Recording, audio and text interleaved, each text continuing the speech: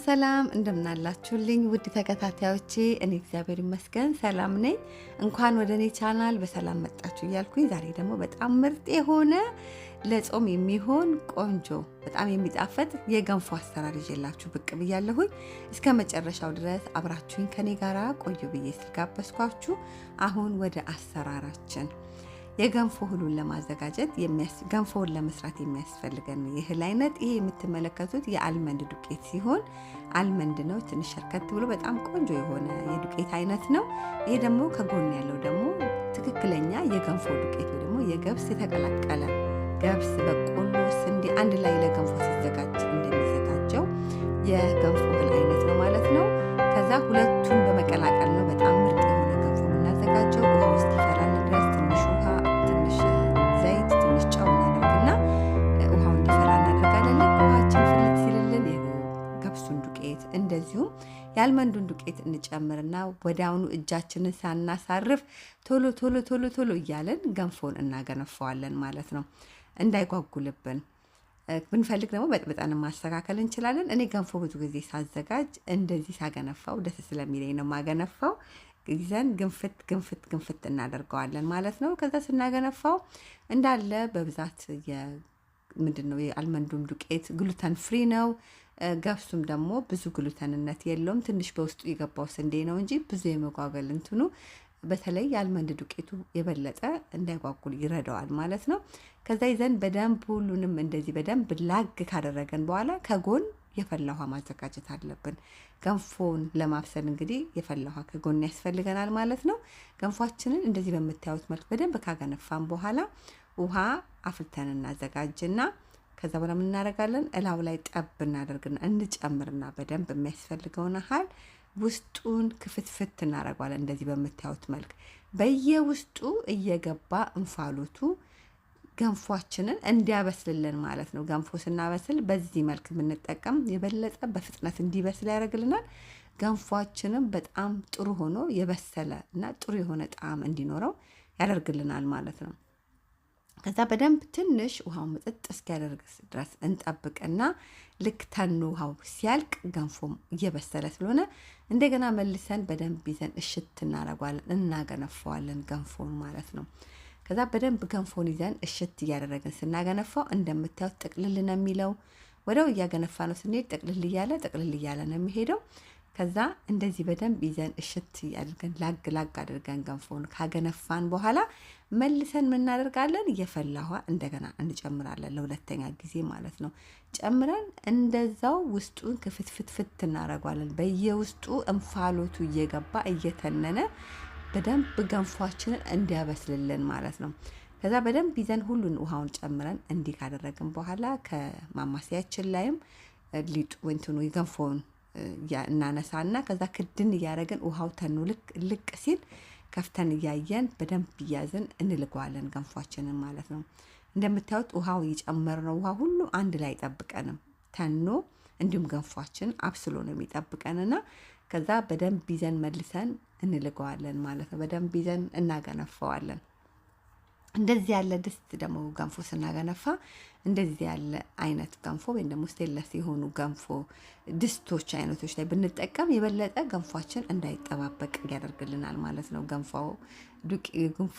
እንዳይከስር ያደርግብናል። ድስቱ ላይ ልጥፍጥፍ ብሎ ከምንጠቀመው የማንጠቀመው በጣም እንዳይበዛ አይሆንብንም ማለት ነው። እንደዚህ ያለ ድስት ግን ሳይጣበቅብን በጥሩ ገንፏችንን አብስለን መመገብ እንችላለን ማለት ነው። የፈላውን ውሃ ጭምር እናደርግና መብሰል ትንሽ ስለሚቀረው እንደገና እንደዛው ክፍትፍት እናደርጋለን። አያችሁት? ገንፎ በጣም ልዩነት እያመጣ ነው ያለው። በደንብ እርስ በራሱ እየተያያዘ እርስ በራሱ ጠቅልል እያለ እንዲሁም መልኩንም እየቀየረ ነው ማለት ነው። መብሰሉን በእንደዚህ መልክ እያየን እንሄዳለን። እሳታችንን ቀነስ ባለ ውሃውን ካዞርን በኋላ የፈላውን ውሃ ከጨመርን በኋላ ክድን አድርገን እንዲበስልልን ለትንሽ ደቂቃ እንተወውና ከዛ እዚህ ጋር ደግሞ ሌላውን የሚያስፈልጉን ነገሮች እናዘጋጃለን። የወይራ ዘይት ከዛ በርበሬ እንጠቀማለን። በርበሬውን ጨምረን አንድ ላይ በደንብ ከዛ እዚህ ጋር ተልባ እንጠቀማለን ሳናበዛ ማለት ነው። በርበሬያችንን ጣዕሙን ቆንጆ ያደርግልናል። ጥሩም ነው የሚያደርግልን። ተልባውን ከጨመርን በኋላ አንድ ላይ ከቀላቀልን በኋላ እዚህ ጋር ይሄን የምታዩትን የሚያክል ኮረሪማ እንጨምርበታለን። እንግዲህ በርበሬው በብዙ ቅመሞች የተዘጋጀ ስለሆነ ግን ትኩስ ደግሞ የኮረሪማ ስናደርግበት በጣም ፍሬሽ የሆነ ለምናዘጋጀው ለእንትናችን ለዘይቱ ጥሩ የሆነ ጣዕም ይሰጥልናል። ከዛ ደግሞ ጣባችን ላይም ጥቂት የወይራ ዘይት እንጠቀማለን እንዳይጠባበቅብን ገንፏችን ማለት ነው። ከዛ እንደዚህ በደንብ ሁሉንም ከቀባባን በኋላ ገንፎን እንደምታዩት ቆንጆ ሆኖ ውሃውን ምጥጥ አርግቷል። አሁን እጃችንን ሳናሳርፍ እያዝን ገንፏችንን በድጋሚ በደንብ እናገነፈዋለን። በቃ ይሄ የመጨረሻው ማለት ነው። እንግዲህ በደንብ ውሃ እየጨመርን በደንብ አገንፍተነዋል። አሁን በደንብ ይዘን አንድ ላይ በደንብ ካዋሃድ ነው በኋላ ሳህናችንን አዘጋጅተናል። የሚያስፈልገውን ነገር ሁሉ አድርገናል። በቅቶታል። በደንብ ጥቅልል ብሏል። እንዳያችሁት በደንብ ነው ያበሰልነው። ከዛ አሁን ምንድነው የምናረገው? ወደ ማቅረቢያችን ላይ እንጨምራለን ማለት ነው። እንግዲህ የገንፎ እህሉ እንደምታዩት የገንፎ እህል ነው፣ ግን አብሮ አልመንዱን በምንጨምርበት ጊዜ የእውነት ልዩ የሆነ ጣዕም የተለየ በቃ ገንፎ እንደበላችሁ ያህል እስኪሰማችሁ ድረስ ነው የሚሆነው ማለት ነው። እንግዲህ ከዛ በኋላ አንድ ላይ ገንፏችንን ወደ ማጣባችን ላይ ከጨመርን በኋላ በእንደዚህ መልክ ይዘን እያድበለበልን ጥቅልል ብሎ እንዲናረጋለን። አያችሁት? ከላይ ክራክ አርግቷል። እንግዲህ ገንፎ ሲበስል ብዙ ጊዜ ከላይ ስንጥቅጥቅ የማለት ነገር ሲኖረው በቃ ጥሩ ገንፏችን በስሏል እንደማለት ነው፣ የገንፎ እህላችን ማለት ነው። ከዛ በእንደዚህ መልክ ይዘን ከፈት ከፈት ካረግን በኋላ ያዘጋጀነው ለጾም ብንፈልግ ጾም ከሌለብን በቅቤ መተካት እንችላለን፣ በቅቤ መጠቀም እንችላለን። እኔ ለጾም ስለሆነ ላዘጋጀው የፈለኩት በዘይት የተጠቀምኩት በዘይት በተልባ በኮረሪማ እንዲሁም በበርበሬ ማለት ነው። ከዛ የሚያስፈልገንን ያህል እንጨምራለን ለገንፏችን ማባያችንን ማለት ነው። ከጨመርን በኋላ እንደምታዩት ይዘን ሰፋ እናደርገዋለን። ውስጡ ቂቤውን ያዝ እንዲያደርግልን ጎርጎድ እናደርገዋለን ማለት ነው። ከዛ ደግሞ ዲኮር እናረጋለን እንዲያምር ሲበላ ሲታይ ደስ እንደሚል ማለት ነው። እኔ 2 ሳህን ላይ ነው ያቀረብኩትኝ፣ አንድ ላይ ሆነ አንዱ ላይ ስለሚበዛበት ማለት ነው።